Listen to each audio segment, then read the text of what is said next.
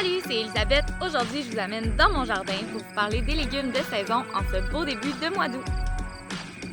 Pour cette capsule découverte, il y avait beaucoup trop de choix de légumes de saison délicieux parmi lesquels choisir. J'aurais pu parler de tomates, d'aubergines, de courgettes, de concombres, de cerises de terre.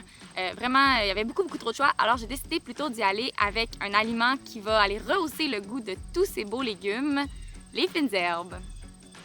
Les fines herbes, ce sont des plants herbacés à feuilles très aromatiques. On les utilise souvent pour mettre du goût dans nos recettes ou alors pour se faire des infusions ou des tisanes. Ce qui est le fun avec les fines herbes, c'est que c'est tout à fait possible de les faire pousser à la maison. C'est très économique et c'est aussi peu d'entretien, surtout que c'est possible de les faire pousser en pot. Donc, c'est pas très loin pour aller chercher des petites fines herbes quand on cuisine nos recettes. Et c'est une belle activité à faire avec les enfants, une belle initiation au jardinage. Pour conserver les fines herbes fraîches, on les garde au réfrigérateur, idéalement, sauf pour exception du basilic qui n'aime pas du tout le froid. Toutefois, c'est la même façon de les conserver, c'est comme des fleurs. Donc, on va mettre les tiges de nos fines herbes dans un verre d'eau, puis on va, si on veut que ça reste frais encore plus longtemps au frigo, mettre un petit sac de plastique par-dessus avec un élastique à la base. Et ils vont se conserver pendant plusieurs jours, voire plusieurs semaines si on en prend soin et on change l'eau à l'occasion.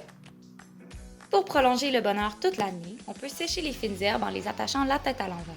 On peut aussi les congeler. Certaines personnes vont les hacher puis les mettre dans des bacs à glaçons avec de l'huile ou avec du bouillon puis les utiliser directement dans des recettes. Sinon, ça se congèle aussi très bien haché tel quel, puis on les utilise là, quand on en a besoin. Une autre bonne façon de conserver vos fines herbes, c'est de faire du pesto maison et ça se congèle en plus. Donc, qu'est-ce qu'on fait avec nos fines herbes? Personnellement, le basilic, j'aime beaucoup l'utiliser avec les recettes plus italiennes, donc dans les pâtes par exemple, mais c'est excellent en sauce tomate, tout comme l'origan. Il faut seulement penser avec ces herbes plus fragiles-là, de les ajouter à la fin de la cuisson pour pas qu'on perde le goût. Notre ciboulette aussi qu'on ajoute vers la fin de la cuisson ou qu'on mange en salade qui va venir relever à peu près n'importe quel plat. L'aneth, moi j'aime beaucoup utiliser mes concombres pour faire des cornichons ou des relish et faire des mises en conserve pour en avoir toute l'année.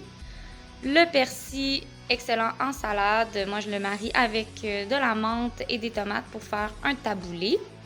Et la coriandre, qui ici ne ressemble pas à la coriandre que vous connaissez peut-être, qui est de la coriandre en graines, puisque mon plant était monté en graines, mais qui va avoir à peu près le même goût.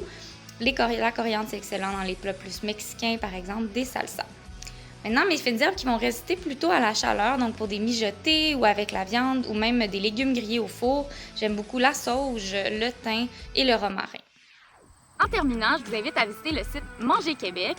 On y retrouve vraiment toutes sortes de fiches sur les fruits et légumes de saison, que ce soit des idées recettes, les méthodes de conservation. Il y a aussi un calendrier de disponibilité qui est très intéressant à consulter.